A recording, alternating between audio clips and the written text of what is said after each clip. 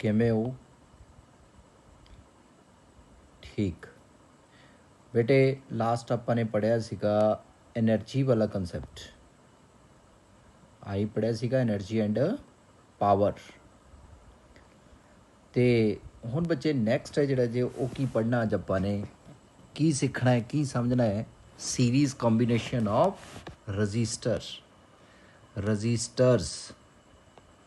Series combination of registers ਐਸ ਲਗਾਉਣਾ ਹੈ ਇੱਥੇ, ਸੀਰੀਜ਼ ਕੰਬੀਨੇਸ਼ਨ ਆਫ ਰਜਿਸਟਰਸ।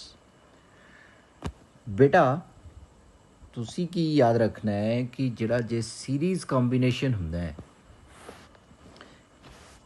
ਕਦੋਂ ਕਹਿੰਦੇ ਆਪਾਂ ਦੋ ਜਾਂ ਦੋ ਤੋਂ ਜ਼ਿਆਦਾ ਰਜਿਸਟਰਸ ਸੀਰੀਜ਼ 'ਚ, ਉਹ ਗੱਲ ਕੀ ਯਾਦ ਰੱਖਣੀ, ਇਨ ਸੀਰੀਜ਼ ਕੰਬੀਨੇਸ਼ਨ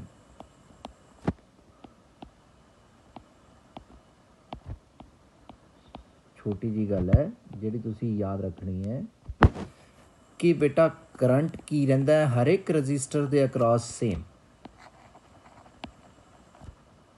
ਲੇਕਿਨ ਪੋਟੈਂਸ਼ੀਅਲ ਡਿਫਰੈਂਸ ਅਲੱਗ-ਅਲੱਗ ਰਜਿਸਟਰ ਦੇ ਅਕ੍ਰੋਸ ਕੀ ਹੋਏਗਾ, ਡਿਫਰੈਂਟ। ਇੱਥੇ ਧਿਆਨ ਨਾਲ ਦੇਖੋ, ਆ ਪੋਜ਼ਿਟਿਵ ਟਰਮੀਨਲ ਹੈ ਬੇਟਾ, this is negative. Positive to negative current ਗਿਆ ਆਈ। ਆ ਮੈਂ ਤਿੰਨ ਰਜਿਸਟਰਸ ਕਨੈਕਟ ਕੀਤੇ ਹੋਏ ਆ, ਵਨ ਆਫਟਰ ਦਾ ਅਦਰ। ਤੇ ਦੇਖੋ ਕਰੰਟ ਲਈ ਹੁਣ ਸੇਮ ਹੀ ਪਾਥ ਮਿਲੇਗਾ ਵਿੱਚ, ਹਰ ਇੱਕ ਰਜਿਸਟਰ ਦੇ ਅਕ੍ਰੋਸ ਕਰੰਟ ਸੇਮ ਹੀ ਫਲੋ ਕਰੂਗਾ, ਤਾਂ ਕਰੰਟ ਕੀ ਆਏਗਾ ਬੱਚਾ, ਅਕ੍ਰੋਸ ਈਚ ਰਜਿਸਟਰ ਇਜ਼ ਸੇਮ। ਲੇਕਿਨ ਬੇਟਾ ਪੋਟੈਂਸ਼ੀਅਲ ਡਿਫਰੈਂਸ ਕੀ ਹੁੰਦਾ, ਕਰੰਟ ਇਨਟੂ ਰਜਿਸਟੈਂਸ। ਤੇ ਜੇ ਰਜਿਸਟੈਂਸ ਡਿਫਰੈਂਟ ਹੈ ਬੇਟਾ ਅਲੱਗ-ਅਲੱਗ ਰਜਿਸਟਰਸ ਦੀ, ਤਾਂ ਪੋਟੈਂਸ਼ੀਅਲ ਡਿਫਰੈਂਸ ਵੀ across different register is different ਹੋਏਗਾ।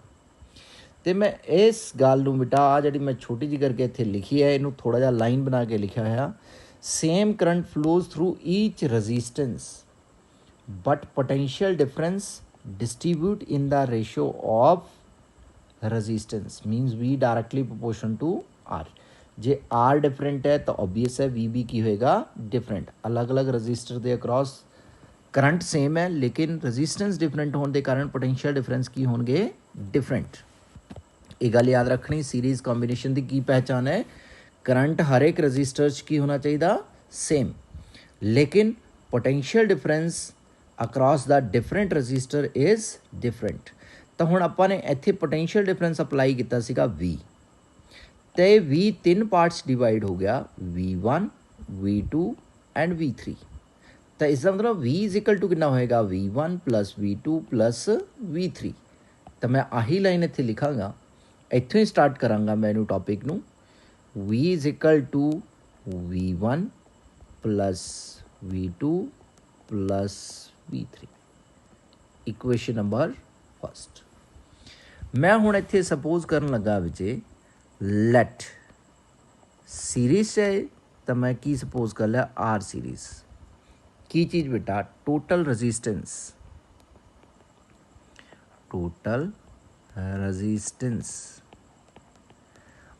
Of the given series combination of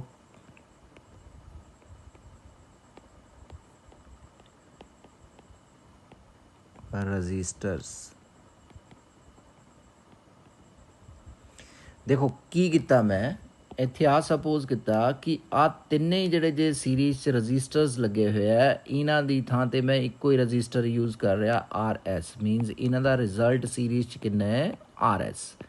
आही सपोज किया मैं इत्थे RS, तो ऑबवियस है टोटल रजिस्टेंस मैं किन्नी मान ली इन्हां दे सीरीज कॉम्बीनेशन दी RS, टोटल करंट है I, टोटल वोल्टेज है V।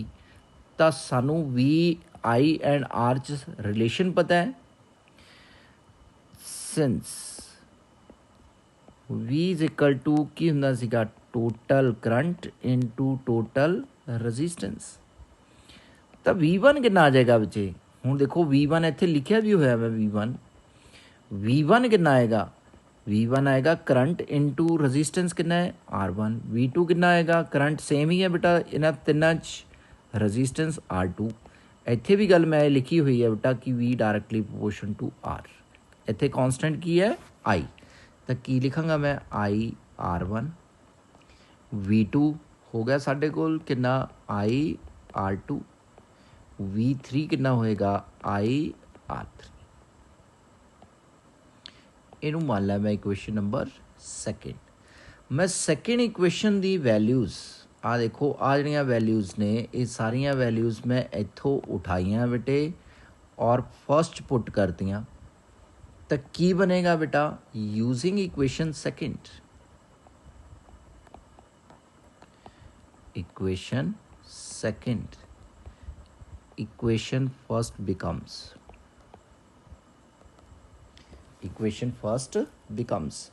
वी दी थां ते कितना आ गया आई आर एस। आ देखो वी दी थां ते की लिखांगा मैं बेटे आ वी है, वी दी थां ते की लिखांगा मैं आई आर एस, V1 दी थां ते आई R1, V2 दी थां ते आई R2 एंड सो ऑन। तो की बन जाएगा बच्चे आई, यस की बन गया बेटा आई R1 प्लस आई R2 प्लस आई R3। तो मैनू लगता आई कैंसल हो जाएंगे दोनों साइड तो RS कितना बन गया बेटे R1 plus R2 plus R3। ये आ गया साढ़े कोल की चीज़ बेटा total resistance of given 3 registers connected in किमें कनैक्ट किए हुए थे बेटा ये in parallel sorry in series. So I hope so कि तुहानूं ये समझ आ गया होएगा। हुण मैं इत्थे एक गल लिखनी है इत्थे स्टार पा के for n resistors in series, अगर n रजिस्टर्स होन नंबर ऑफ रजिस्टर्स मान ले मैं सीरीज n, तद R सीरीज़ कितना आना बेटा फिर R1 plus R2 plus so on plus RN। आ गल तुहानूं समझ आ गई होगी। हुण बच्चे जे आपां ध्यान देइए तो देखो सीरीज़ जिहड़ा रजिस्टेंस आ रहा सारिਆਂ ਨੂੰ ऐड करके आ रहा तो रजिस्टेंस की हो रहा बेटा इनक्रीज़, रजिस्टेंस की हो रहा इनक्रीज़। तो आपां की कहांगे कि इन सीरीज़ कॉम्बीनेशन रजिस्टेंस इनक्रीजिज। इसका मतलब जे आपां ने रजिस्टेंस वधानी होवे किसी सर्किट च तो सानू बहुत सारे रजिस्टर्स किमें लगाने चाहिए सीरीज़। ये गल मैं अगे जाके फिर नोट करवावांगा तुहानूं। हुण अगली गल अगला टॉपिक है ये होप सो कि तुहानूं ये समझ आ गया होएगा। अगला टॉपिक है बेटा पैरेलल कॉम्बीनेशन ऑफ रजिस्टर्स। देखो हुण पैरेलल कॉम्बीनेशन की पहचान की है, इत्थे ध्यान नाल देखो आ मैं 3 रजिस्टर्स मन्ने हुए हैं R1 R2 एंड R3 इन्हां दी रजिस्टेंसिस है।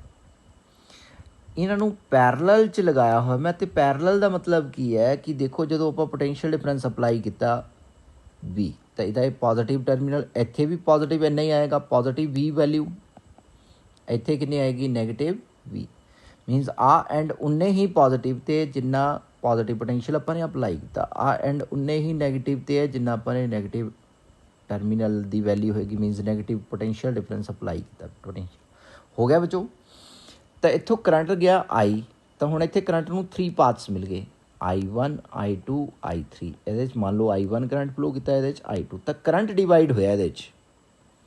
इसका मतलब पैरेलल कॉम्बीनेशन च डिफरेंट रजिस्टर के अक्रॉस करंट डिफरेंट होएगा, पोटेंशियल डिफरेंस उन्ना ही होएगा जिन्ना अपने अप्लाई किया। देखो हर एक दे एंड ते उन्ना ही पोटेंशियल डिफरेंस आ रहा। देखो पहले दे अक्रॉस भी इन्ना ही पोटेंशियल डिफरेंस होया, दूसरे दे अक्रॉस भी इन्ना ही हो रहा। इसका मतलब पैरेलल कॉम्बीनेशन च पोटेंशियल डिफरेंस सेम।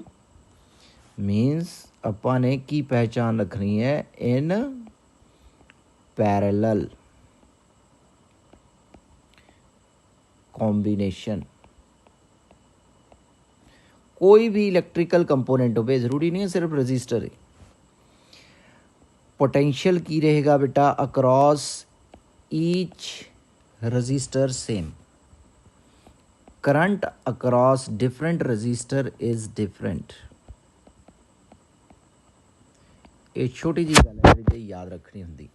ਤਾਂ ਹੁਣ ਆਪਾਂ ਨੇ ਇਹਦੀ ਸਟਾਰਟਿੰਗ ਕੀ ਕਰਨੀ, ਕੀ ਚੀਜ਼ ਡਿਵਾਈਡ ਹੋਈ ਇੱਥੇ, ਇੱਥੇ ਡਿਵਾਈਡ ਹੋਇਆ ਕਰੰਟ 3 ਪਾਰਟਸ। ਦੇਖੋ ਇਸ ਦਾ ਮਤਲਬ I ਕਿੰਨਾ ਹੋਣਾ ਚਾਹੀਦਾ, I1 + I2 + I3। ਤਾਂ ਆਪਾਂ ਨੇ ਇਹਦੀ ਸਟਾਰਟਿੰਗ ਇੱਥੋਂ ਕਰਨੀ ਹੈ। I = ਇਹ ਤਾਂ ਤੁਹਾਡੀ ਆਪਣੀ ਨੌਲੇਜ ਦੇ ਲਈ ਹੈ, ਤੁਸੀਂ ਯਾਦ ਰੱਖਣਾ, ਆਹ ਵਾਲਾ ਪੁਆਇੰਟ ਯਾਦ ਰੱਖਣ ਦੇ ਲਈ ਲਿਖਿਆ ਹੈ। I = ਕਿੰਨਾ, I1 + I2 + I3। Equation first light, ਫਿਰ ਮੈਂ ਉਸੀ ਤਰ੍ਹਾਂ ਦੇ ਨਾਲ ਜਿੱਦਾਂ ਪਹਿਲੇ ਸਪੋਜ਼ ਕੀਤਾ ਸੀਗਾ, RP ਮੰਨ ਲਿਆ ਮੈਂ, ਟੋਟਲ ਰਜਿਸਟੈਂਸ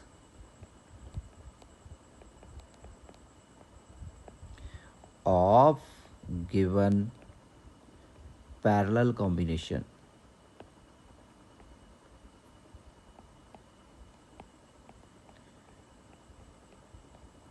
ਮਤਲਬ ਜਿਵੇਂ ਆਪਾਂ ਨੇ ਪਹਿਲੇ ਸਪੋਜ਼ ਕੀਤਾ ਸੀਗਾ ਕਿ ਇਹਨਾਂ ਸਾਰਿਆਂ ਦਾ ਰਜਿਸਟੈਂਸ ਕਿੰਨਾ ਹੈ, RP।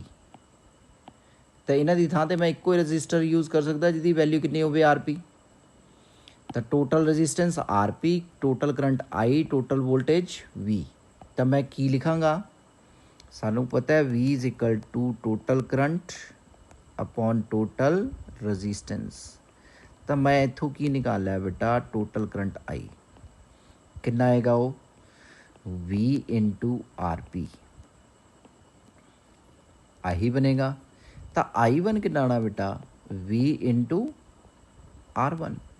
I2 ਕਿੰਨਾ ਆਉਣਾ, V × R2। I3 ਕਿੰਨਾ ਆਇਆ ਬੇਟਾ, V × R3। ਆ ਵੈਲਿਊਜ਼ ਬੇਟਾ ਇਹਨੂੰ ਮੈਂ ਮੰਨ ਲਿਆ ਇਕੁਏਸ਼ਨ ਨੰਬਰ ਸੈਕਿੰਡ। ਆ ਜਿਹੜੀਆਂ ਵੈਲਿਊਜ਼ ਹੈ current the, I the value ਇੱਥੇ ਪੁੱਟ ਕਰਾਂਗੇ, I1 ਦੀ ਇੱਥੇ, I2 ਦੀ ਇੱਥੇ, I3 ਦੀ ਇੱਥੇ। ਤਾਂ ਕੀ ਚੀਜ਼ ਬੇਟਾ, ਯੂਜ਼ਿੰਗ ਇਕੁਏਸ਼ਨ, ਯੂਜ਼ਿੰਗ ਇਕੁਏਸ਼ਨ ਕਿਹੜੀ ਬੇਟਾ, ਸੈਕਿੰਡ। ਇਕੁਏਸ਼ਨ ਫਸਟ ਬਿਕਮਸ, ਕੀ ਬਣ ਜਾਏਗੀ equation first, I the value ਕਿੰਨੀ ਪੁੱਟ ਕੀਤੀ ਜਾਵੇ, V RP। ਬੇਟਾ ਇੱਥੇ ਮੈਂ ਮਿਸਟੇਕ ਕਰ ਗਿਆ, ਇੱਥੇ ਬੇਟੇ ਆਪਾਂ ਨੇ ਮਿਸਟੇਕ ਕਰੀ ਹੈ, ਆ ਗਲਤ ਲਿਖਿਆ। ਇਹ ਤੋਂ ਅੱਗੇ ਸਾਨੂੰ ਦੁਬਾਰੇ ਕਰਨਾ ਪਊਗਾ, ਆਪਾਂ ਨੇ ਧਿਆਨ ਨਹੀਂ ਦਿੱਤਾ ਵੀਡੀਓ ਬਣਾਉਂਦੀ ਵਾਰ, ਮੇਰਾ ਧਿਆਨ ਵੀਡੀਓ ਚਲਾ ਗਿਆ। V = ਹੁੰਦਾ ਹੈ IR ਬੇਟਾ, ਓਹਮਜ਼ ਲਾ। ਤਾਂ ਕੀ ਬਣੇਗਾ ਬੱਚੋ, ਇਸ ਦਾ ਮਤਲਬ ਇੱਥੋਂ ਬੱਚੇ I ਨਿਕਾਲਾਂਗੇ, ਕਿੰਨਾ ਆਏਗਾ, V/RP। ਅਤੇ I1 ਕਿੰਨਾ ਆਏਗਾ, V/R1। I2 ਕਿੰਨਾ ਆਏਗਾ, ਕਿੰਨਾ ਆਏਗਾ ਬੇਟੇ, I2 = V/R2। ਅਤੇ I3 ਕਿੰਨਾ ਆਏਗਾ ਬੇਟਾ, V/R3। ਇਹਨੂੰ ਮੰਨ ਲਿਆ ਮੈਂ ਇਕੁਏਸ਼ਨ ਨੰਬਰ ਸੈਕਿੰਡ। ਹੁਣ ਕਰਨਾ ਬੇਟਾ ਆਪਾਂ ਨੇ using equation second, equation first becomes, ਕੀ ਬਣ ਜਾਏਗੀ ਇਕੁਏਸ਼ਨ ਫਸਟ, ਹਾਂਜੀ I ਦੀ ਥਾਂ 'ਤੇ V/RP, I1 ਦੀ ਥਾਂ 'ਤੇ V/R1, I2 ਦੀ ਥਾਂ 'ਤੇ V/R2 ਪਲੱਸ I3 ਦੀ ਥਾਂ 'ਤੇ V/R3। ਤਾਂ ਇਹਦੇ 'ਚ V ਕੱਟ ਗਿਆ ਬੇਟੇ, 1/RP = 1/R1 + 1/R2 + 1/R3। ਆ ਗਿਆ ਰਿਜ਼ਲਟ। ਅਗਰ ਸਾਡੇ ਕੋਲ ਕੀ ਹੋਣ, ਫॉर N ਰਜਿਸਟਰਸ ਇਨ ਕਿਵੇਂ ਬੇਟਾ, ਪੈਰਲਲ। ਸੋ ਤਦ ਕੀ ਆਏਗਾ ਬੇਟਾ, 1/RP + = 1/R1 plus 1/R2 plus so on plus 1/Rn। तो ये की चीज़ ऐड हो रही है बेटा, रेसिप्रोकल्स। तो इसका मतलब ये रजिस्टेंस डिक्रीज़ हो रही है। सो अगर अपन ने रजिस्टेंस डिक्रीज़ करनी होवे किसी भी सर्किट्स तो रजिस्टर्स किमें लगाने चाहिए सानू बेटा, पैरलल च। किमें लगाने चाहिए रजिस्टर्स, पैरलल च। इत्थे मैं एक पॉइंट लिखन लगा, फॉर 2 रजिस्टर्स इन पैरलल की हैगा 1/Rp 1/R1 प्लस 1/R2। तो इनू थोड़ा जा सॉल्व करिए आप, 1/Rp इज इक्वल टू कितना आ जाएगा, एलसीएम ले लो R1 into R2 R1 plus R2। तो ये RP निकालो, उल्टा कर दो इनू, R1 R2 upon R1 plus R2। तो जो तुम न्यूमेरिकल सॉल्व करने अगर 2 रजिस्टर का केस हो तो सीधा आही फार्मूला यूज़ किया।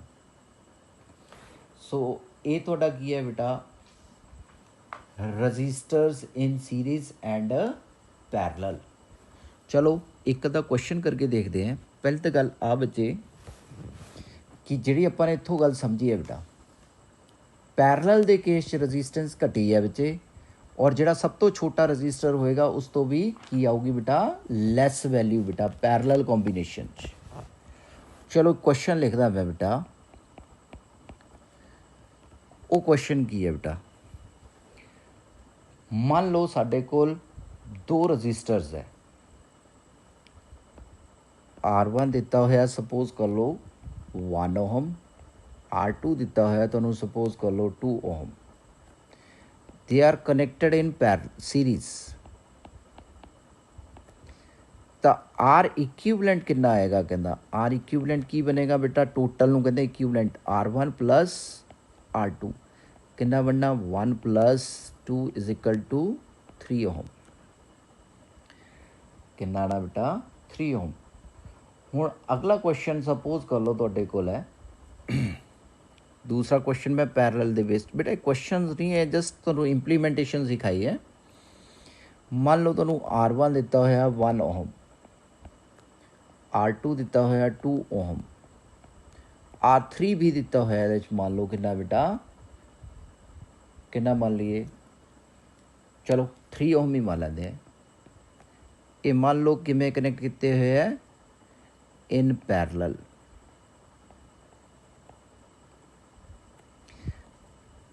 तो एक आर इक्विवेलेंट पूछा है ने, आर इक्विवेलेंट मीनस RP पूछा है तो इत्थे आर इक्विवेलेंट का मतलब R सीरीज। हाँ जी, तो की लगना फार्मूला, 1/R इक्विवेलेंट रेसिप्रोकल्स वाला केस मीनस 1/RP जिन्होंने कहते हैं आप, 1/R1 plus 1/R2 plus 1/R3 means 1/1 plus 1/2 plus 1/3।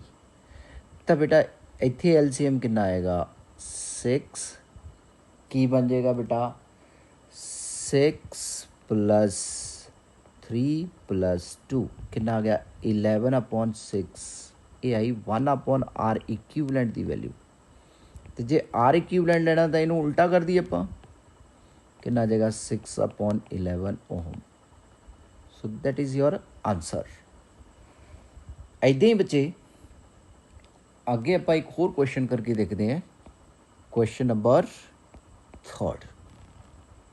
मान लो तुहानूं दिता होया की चीज़ बच्चे, आ एक सर्किट है,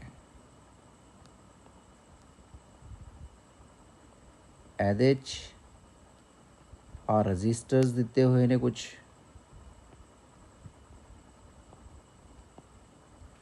ते मान लो इस कॉम्बीनेशन ਨੂੰ कनेक्ट किया होया एक सैल दे नाल, जिहदी की EMF या वोल्टेज कितनी है बेटा, 3 वोल्ट। तो आ वैल्यूज़ दित्तियां हुई, R1 दिता होया तुहानूं सपोज कर लो 2 ओम। R2 ਦਿੱਤਾ ਹੋਇਆ ਤੁਹਾਨੂੰ ਬੇਟਾ ਸਪੋਜ਼ ਕਰ ਲਓ 3 ओम। R3 ਦਿੱਤਾ ਹੋਇਆ ਤੁਹਾਨੂੰ 4 ओम। ਦੇਖੋ ਇਹਦੇ 'ਚ ਕੀ ਫਲੋ ਕਰੂਗਾ ਬੇਟਾ, ਕਰੰਟ। ਹੁਣ ਉਹ ਪੁੱਛਦਾ ਪਿਆ ਤੋਂ ਬੇਟਾ ਕੈਲਕੂਲੇਟ ਦਾ ਕਰੰਟ ਇਨ ਦਾ ਸਰਕਟ। ਕੁਐਸਚਨ 'ਚ ਕੀ ਹੈ, ਕੈਲਕੂਲੇਟ ਦ ਕਰੰਟ ਇਨ ਦਾ ਸਰਕਟ। ਤਾਂ ਬੇਟੇ ਕਰੰਟ ਨਿਕਾਲਣਾ ਹੈ ਸਰਕਟ 'ਚ। ਕੀ ਕਰਾਂਗੇ ਆਪਾਂ, ਸਭ ਤੋਂ ਪਹਿਲੇ ਤਾਂ ਟੋਟਲ ਰਜਿਸਟੈਂਸ ਨਿਕਾਲਾਂਗੇ। ਕੀ ਨਿਕਾਲਾਂਗੇ, ਟੋਟਲ ਰਜਿਸਟੈਂਸ। ਤਾਂ ਟੋਟਲ ਰਜਿਸਟੈਂਸ ਨਿਕਾਲਣ ਦੇ ਲਈ ਆਹ ਦੋਨੋਂ ਕਿਵੇਂ ਆਪਸ ਪੈਰਲਲ 'ਚ, ਪਹਿਲੇ ਇਹਨਾਂ ਦਾ ਰਿਜ਼ਲਟੈਂਟ ਨਿਕਾਲ ਲੈਂਦੇ ਆ। ਤਾਂ ਮੈਂ ਇੱਥੇ ਕੀ ਲਿਖਾਂਗਾ, ਸਿੰਸ। ਇਸ ਸੋਲਿਊਸ਼ਨ 'ਚ ਕੀ ਕਰਨਾ ਆਪਾਂ ਨੇ, since R2 and R3 are in parallel, so their equivalent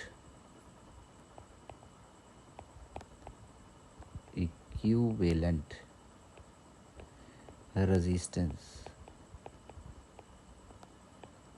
is, ਉਹਨੂੰ ਮੈਂ ਨਾਮ ਦਿੱਤਾ R23, ਕਿਉਂਕਿ R2 and R3 the equivalent ਨਿਕਾਲਣਾ ਆਪਾਂ ਨੇ। ਤਾਂ ਉਹਦਾ ਫਾਰਮੂਲਾ ਮੈਂ ਹੁਣੇ ਤੁਹਾਨੂੰ ਦੱਸ ਕੇ ਹਟਿਆ ਬੇਟਾ ਕਿ 2 ਰਜਿਸਟਰਸ ਹੋਵੇ ਤਾਂ ਆਹ ਫਾਰਮੂਲਾ ਲਗਾਉਣਾ ਹੈ, R1 R2 upon R1 plus R2। ਮੈਂ ਆਹੀ ਫਾਰਮੂਲਾ ਇੱਥੇ ਲਗਾ ਦਿੰਦਾ ਹੈ। ਇੱਥੇ 2 ਰਜਿਸਟਰ ਸੀਗੇ R2 and R3 upon R2 plus R3। ਕਿੰਨੇ ਕਿੰਨੇ ਹੈ ਬੇਟਾ, R2 ਦੀ ਵੈਲਿਊ ਹੈ 3 ओम ਔਰ ਇਹਦੀ ਹੈ 4 ओम। ਤਾਂ ਕਿੰਨਾ ਆ ਜਾਏਗਾ ਬੱਚੇ, 3 × 4 ਅਪੋਨ 3 + 4 ਕਿੰਨਾ ਆ ਗਿਆ ਬੇਟਾ, 12 ਅਪੋਨ ਕੀ ਬਣ ਗਿਆ ਹੈ 7 ओम। ਤੇ ਹੁਣ ਮੈਂ ਕੀ ਕਰਾਂਗਾ, ਇਹਦਾ ਇਕੁਇਵਲੈਂਟ ਨੈਟਵਰਕ ਬਣਾਵਾਂਗਾ। ਇੱਥੇ ਕਿੰਨਾ ਸੀਗਾ R1, ਇਹਨਾਂ ਦੋਨਾਂ ਦੀ ਥਾਂ 'ਤੇ R23 ਆ ਗਿਆ ਸਾਡੇ ਕੋਲ ਸੈੱਲ। ਆ 3 ਵੋਲਟ ਦਾ ਸੀਗਾ। ਤਾਂ ਕੀ ਬਣੇਗਾ ਬੱਚੇ, ਹੁਣ R2 ਦੀ ਵੈਲਿਊ ਸੀਗੀ, R1 ਦੀ ਵੈਲਿਊ ਸੀਗੀ 2 ओम, ਇਹਦੀ ਕਿੰਨੀ ਆਈ 12 ਅਪੋਨ 7 ओम। ਤਾਂ ਹੁਣ ਜੇ ਤੁਸੀਂ ਧਿਆਨ ਦਿਓ ਤਾਂ ਇਹ ਦੋਨੋਂ ਹੁਣ ਕਿਵੇਂ ਆ ਗਏ ਆਪਸ ਸੀਰੀਜ਼ 'ਚ। ਦੇਅਰਫੋਰ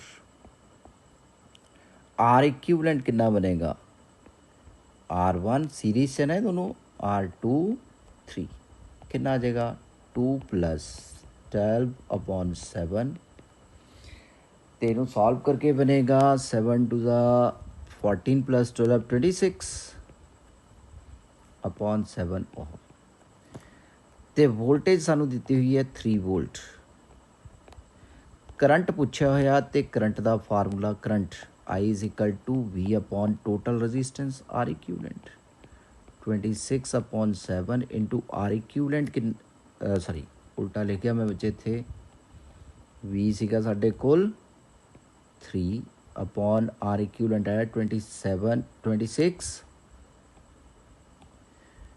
ਅਪੋਨ 7 ਤੇ ਬਣ ਗਿਆ 21 ਅਪੋਨ 26 एम्पीयर। ਅਗਰ ਇਹਨੂੰ ਆਪਾਂ ਸੋਲਵ ਕਰਾਂਗੇ ਤਾਂ ਇਹਦੀ ਵੈਲਿਊ ਆਏਗੀ 0.81 ampere. So that is your answer. I hope so ਕਿ ਤੁਹਾਨੂੰ ਇਹ ਸਮਝ ਆਇਆ ਹੋਵੇਗਾ। ਅਤੇ ਬਾਕੀ ਦੇ ਜਿਹੜੇ ਆਪਾਂ ਨਿਊਮੈਰੀਕਲਸ ਹੈ ਹੁਣ ਉਹ ਔਨਲਾਈਨ ਕਲਾਸ 'ਚ ਕਰਾਂਗੇ। ਆਪਾਂ ਇੱਦਾਂ ਦੇ ਨਿਊਮੈਰੀਕਲਸ ਕਰਨੇ ਪੈਣਗੇ ਸਾਨੂੰ ਬੇਟਾ, ਉਹ ਔਨਲਾਈਨ ਕਲਾਸ 'ਚ ਹੀ ਸਮਝ ਆਉਣਗੇ। ਅਤੇ ਨੋਟਸ ਤੁਸੀਂ ਨਾਲ ਦੀ ਨਾਲ ਬਣਾਉਣੇ ਆ ਬੱਚੇ, ਜਿਹੜੇ ਡਾਊਟਸ ਨੇ ਉਹ ਨੋਟ ਕਰ